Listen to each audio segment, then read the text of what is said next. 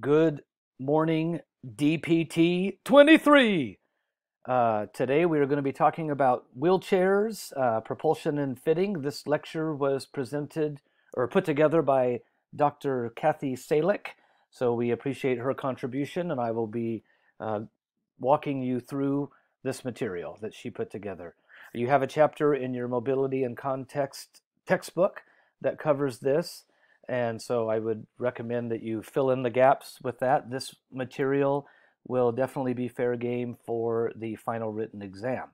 So we'll talk about, for this lecture, ways to measure a wheelchair for a patient and kind of all the standard features of a wheelchair. Obviously, patient education is a huge part of what we as PTs do, and so we need to make sure that we are ready to not only navigate a wheelchair ourselves, but be prepared to teach a patient and or a caregiver about how to safely utilize a wheelchair. We'll talk about propulsion, as I said, measurement, and some of the basic mobility related to a wheelchair.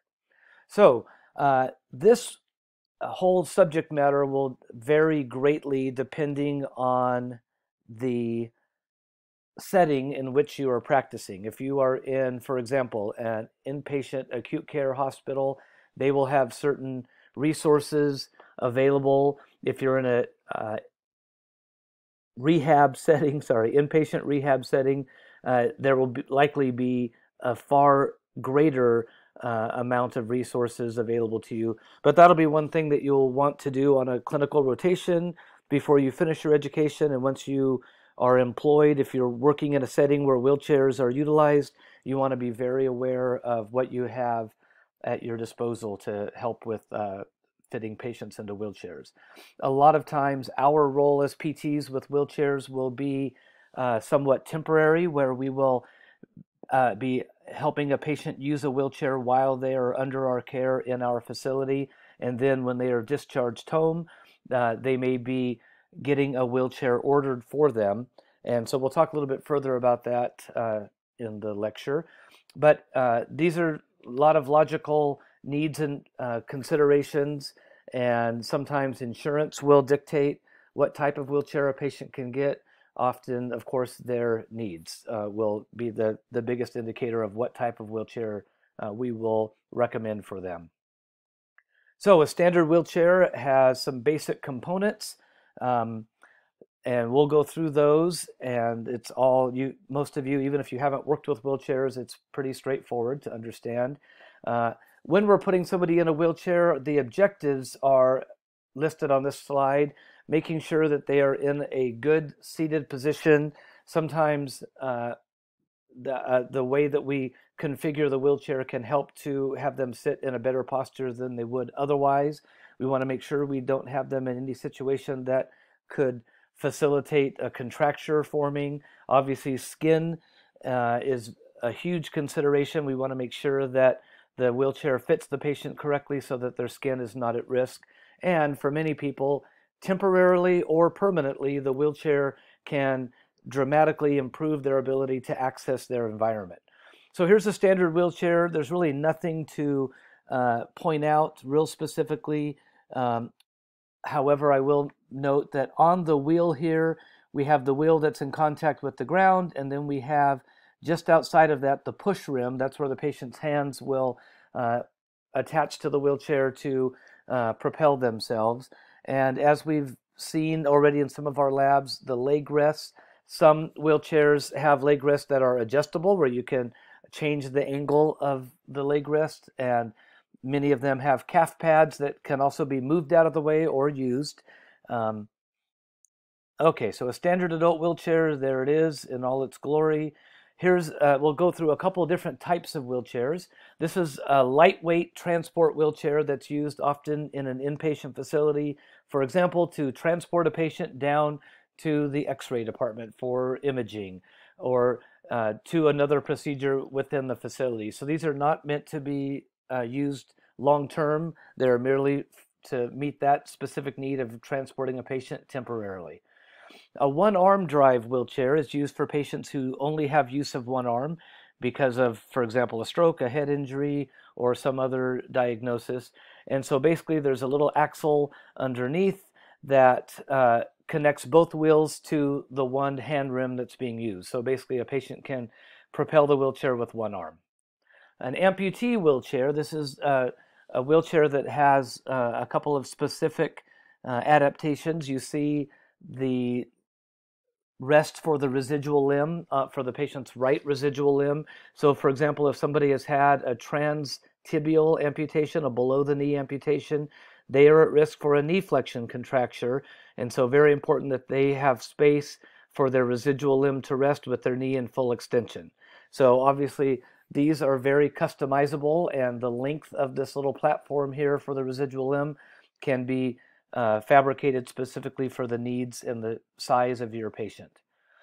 Reclining wheelchairs are quite useful. You see that hand controls here on the back of the wheelchair, where you as the clinician or the patient's caregiver can depress those handles, kind of releasing the back, and you can put the back of the wheelchair at a specific angle. This is valuable for people who perhaps have skin considerations, and so by reclining them, we're able to change the point of contact from, for example, the ischial tuberosities to more of the sacral pressure. And also some people just need, if they spend a significant amount of time in a wheelchair, this allows them to change positions, perhaps rest, perhaps for respiratory considerations, we want to change that angle of the wheelchair.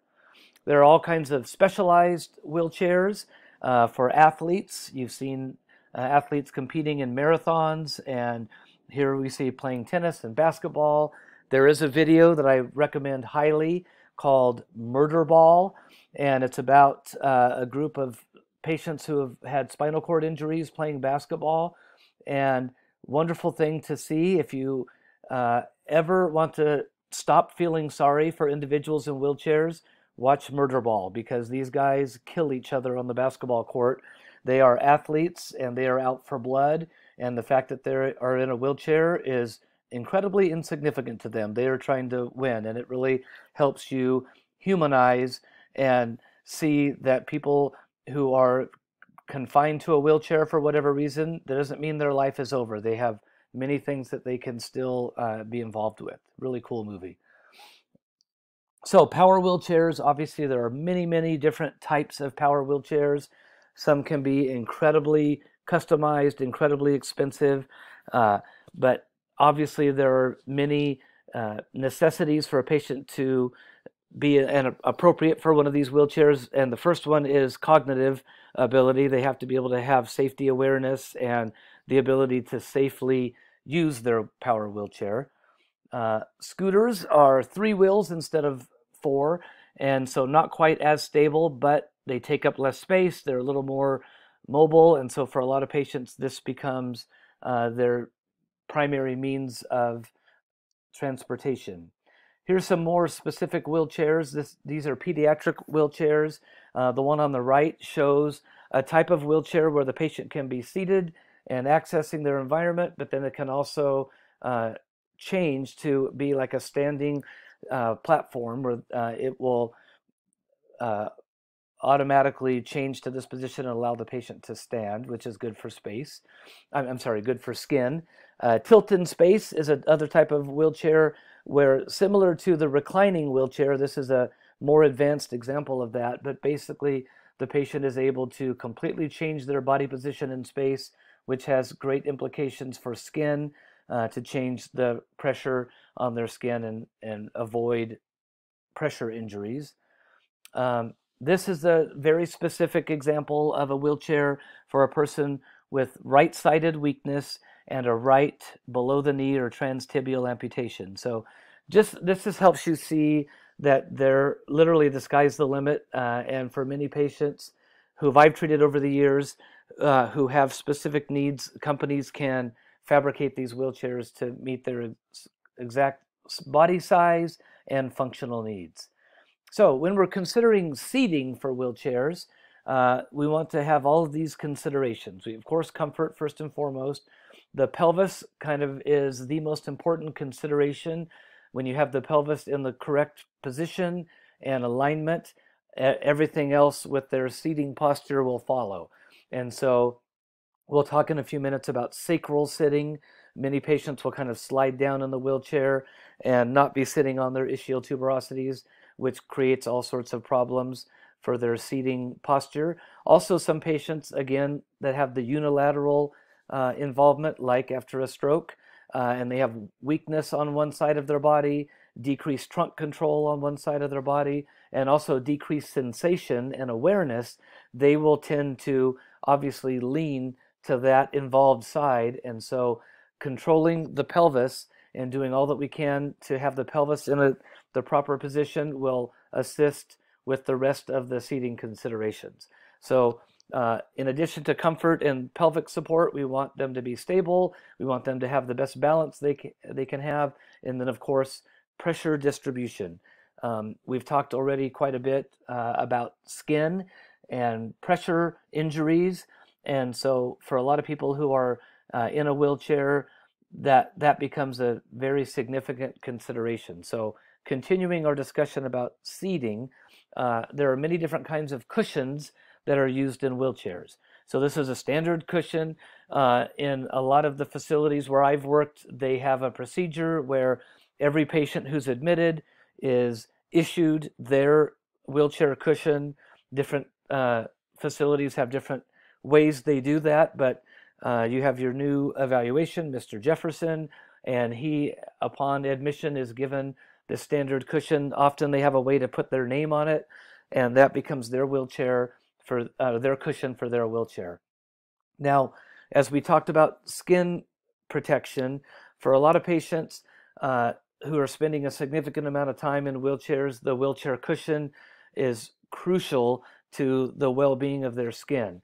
And for some of those patients who are confined to a wheelchair, they don't have the cognitive awareness and or the sensory awareness to be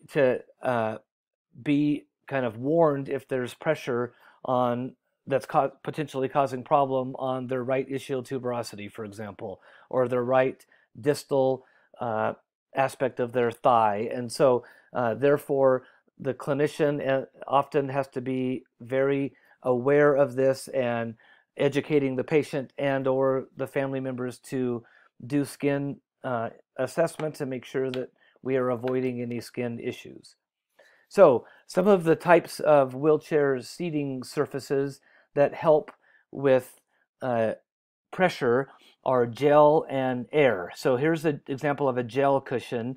And so just as the name would indicate, it's filled with a very thick gel material so that it's kind of like enhanced memory foam. So when they sit in this gel, it will conform to their body and kind of disperse the pressure and decrease the likelihood of a skin problem. An air cushion, or the company is called Rojo. Rojo cushions are very often utilized with patients with spinal cord injuries. You see there are a series of small air bladders, and on the bottom right of this slide you see a little tube coming out, and so that just kind of like a bicycle tire or a car tire, it has a little air input where the air pressure can be increased or decreased so that the patient doesn't bottom out. So when they're sitting on their Rojo cushion, we want to have the ability to be sure that their ischial tuberosities are not resting on the bottom of the wheelchair, but they are indeed suspended by the air in the cushion. So these are used quite a bit in those long-term type seating situations where a patient's going to spend a significant amount of time in their wheelchair, and they often, this is kind of cushion is often indicated for people who do not have sensation, that protective sensation to know that they could be at risk. And finally, a solid seat cushion. This is very helpful because without this, the patient is sitting in that fabric sling, and that has all sorts of negative implications for seating posture.